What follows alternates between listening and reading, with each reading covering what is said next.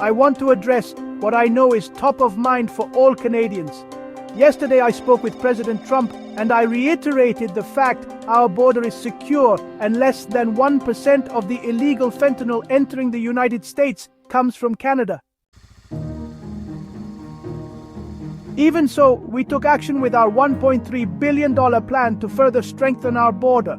I also stressed that the tariffs the U.S. administration chose to impose will hurt American workers and businesses, and that as our shared history has proven, we should work together instead to tackle today's challenges rather than fighting one another.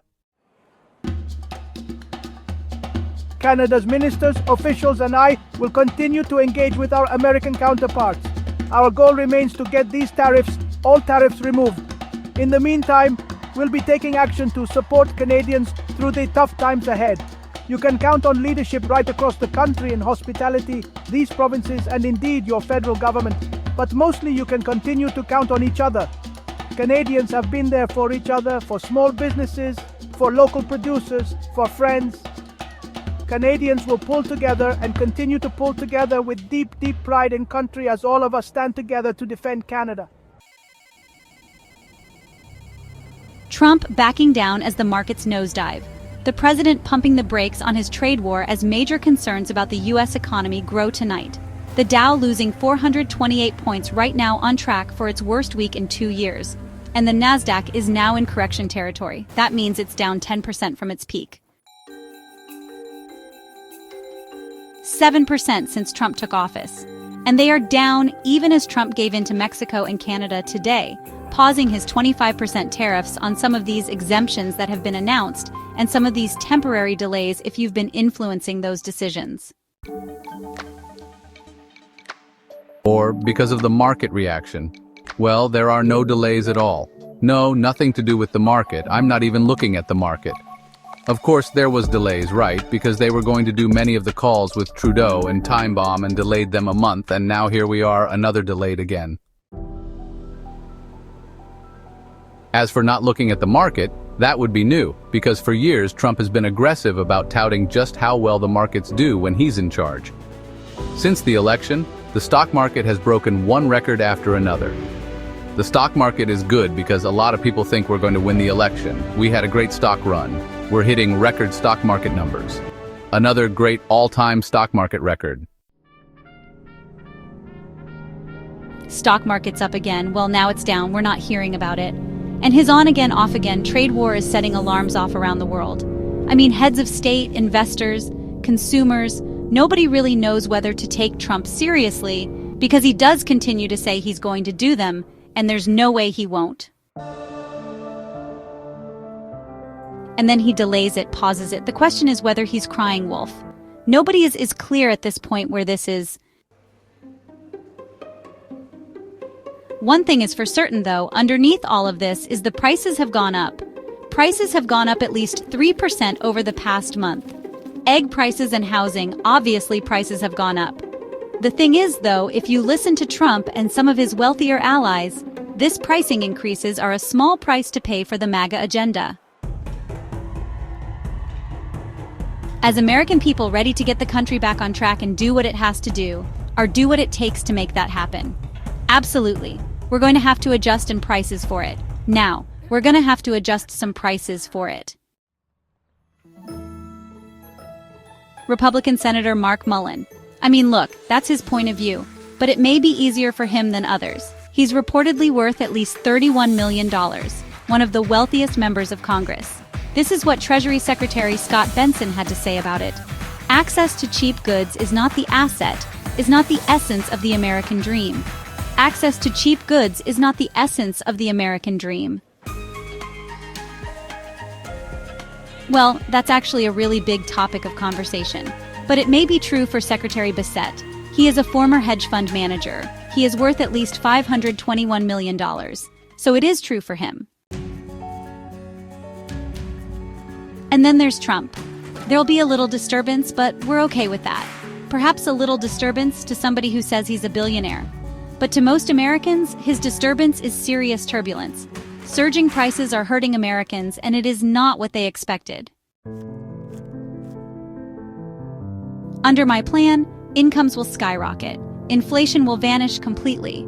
Jeff Zeleny is out front, live outside the White House. So Jeff, I just want to start with one thing that Trump said here, among others. But this one really stood out to me. He says he doesn't watch the markets. That would be a first, if it's the case. I mean, Aaron, skeptical eye rolls, even from the president's advisors and admirers over those 7 words. I don't even watch the market, but the market is watching the White House and the uncertainty that has been here at the White House really over the last several days over this threat of a trade war. An actual trade war. A reversal of a trade war. All left to what is next. And the president, again in the Oval Office today, said he is not going to make exemptions for the April 2nd round of reciprocal tariffs. That, of course, is an open question because he has made exemptions. When the automakers came calling, he made exemptions again today when the president of Mexico said that they are cracking down on fentanyl. And she showed him some of the data that just showed that fentanyl production was down. So look, the bottom line to all of this, you can just see the competing advice coming from advisors of Peter Navarro. For example, the top trade expert here has been really leaning into these tariffs. Howard, the Commerce Secretary, has been sending signals to the market that the president is going to change his mind hours before he does so.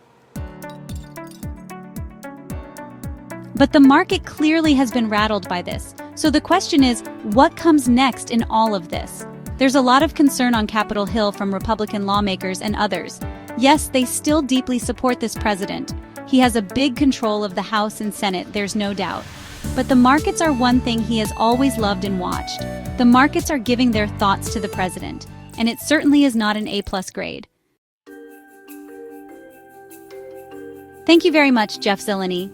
Jared Bernstein was chair of President Biden's Council of Economic Advisors, and former Republican Governor Mark Sanford, also a former congressman, and served on the Budget Committee. So I appreciate both of you very much.